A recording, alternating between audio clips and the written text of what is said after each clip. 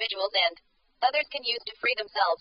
Often, these tools are still too conceptual for the message they contain, but they are useful at this time in loosening the bars of the conceptual prisons in which so many individuals still function.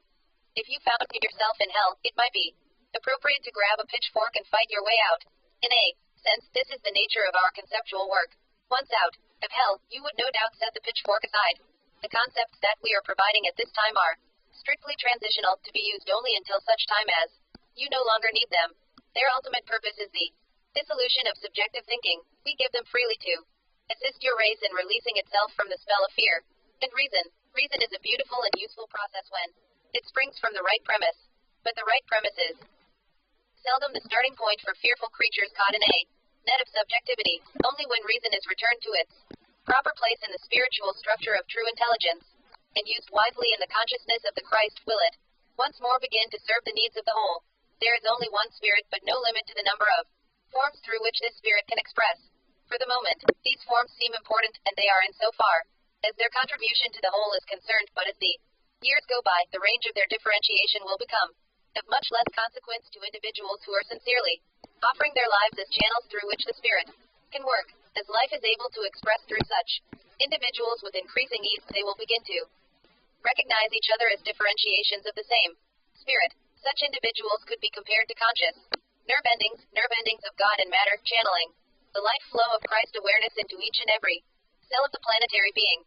By the time of the 80s revelations, knowledge of our existence and our work will be widespread, especially among the younger generation, the prime focus of our efforts at that time. Although awareness of our presence is not necessary to our work, it does facilitate the transfer of information. Many thousands are consciously working with us this very day.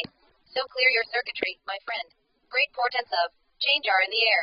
Your physicists are speaking of these things in terms that defy explanation. Your psychologists are abandoning the sinking ships of conventional rationality. Your religions are exploding beyond the confines of their dogma in the rediscovery of spirit. It is all here in this present moment. Open your mind to possibility. Open your eyes and see what is around you. There is a new vibrational pattern descending upon your planet. Tune into it and learn an effective way of dealing with the closing years of history. You are being offered an opportunity to enter a new reality. It is already here for those with eyes to see. Soon, it will be the only reality to be seen. Those who tune into the new frequencies will find life growing more wondrous every day. Those who tune into fear will find things falling apart. Two worlds of consciousness will begin to form ever more distinctly. The world of love and life, and the world of fear and death. There will continue to be some overlap of these worlds for several years to come, some going back and forth for certain individuals. But as the century draws to a close, the polarization will continue to intensify. The moment of birth will also be the moment of last judgment, the moment of final separation. There will be better times for some and worse for others, depending on their orientation and involvement. Fortunately, the natural tendency of your species is to gravitate toward love and life. For the vast majority, the times ahead will be better than they expect. Some of the worst scenarios have already been rendered impossible, except in a few isolated pockets where the new energies will not enter until later. The momentum of positive change is being felt everywhere. The coming age will be a time of incredible blessing. Restored ecological balance, international cooperation, and universal harmony. Planetary resources will be realistically understood and properly utilized. Humankind will be at peace. All life forms will work together in harmony, cultivating the full potential of the planet. It will be an age of revelation, during which the